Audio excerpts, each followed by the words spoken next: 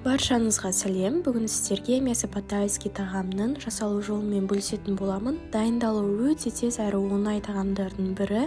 Видеоны көрмес бұрын менің арнама тіркеліп, лайк басып, комментарий қалдырып, қоңырау шауына басып қойды ұмытпаңыз. Ал ендеше кеттік. Қажетті заттардың барлығын описание бөліміне жазып қалдыратын боламын. Мен осы жолы сиыр етін пайдаландым. Оны дәл видеодағыдай жіңішке жапырақ түрінде тураймыз.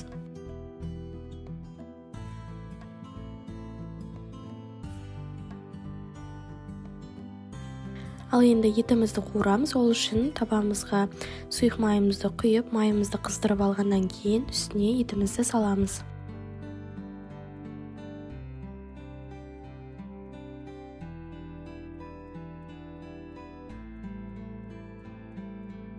Етімізді жақсылап екі жағынан қуырып аламыз. Осылай өзінің суы шығуы қажет.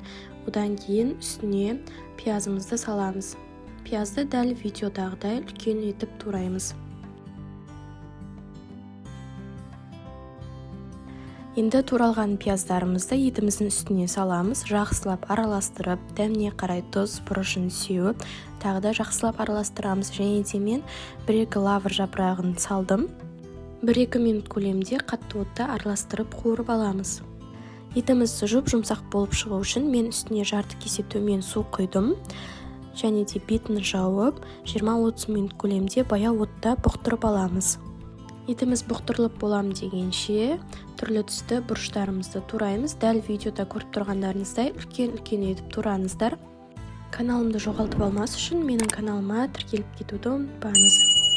Келесі кезекте қиярымызды дәл видеодағыдай соломка түрінде тураймыз. Және де сарымсақты да майдалап турап аламыз.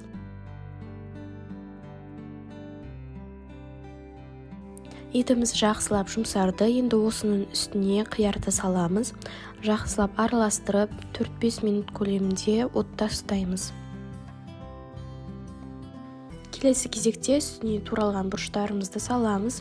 Және де туралған сарымсақтарымызды салып, жақсылап араластырамыз. 1-2 минут көлемінде отта ұстаймыз. Одан кейін үстіне соя соусын құятын боламыз.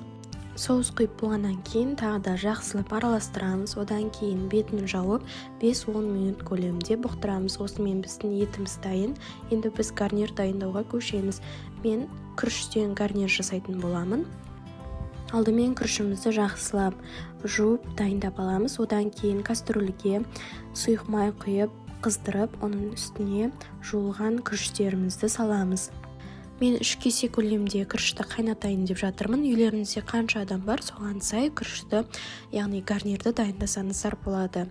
Күрішіміздің барлығын салып болғаннан кейін дәл видеодағыдай, яғни сұйық маймен жақсылап араластырамыз. Одан кейін үстіне қайнап тұрған ыстық суды құямыз.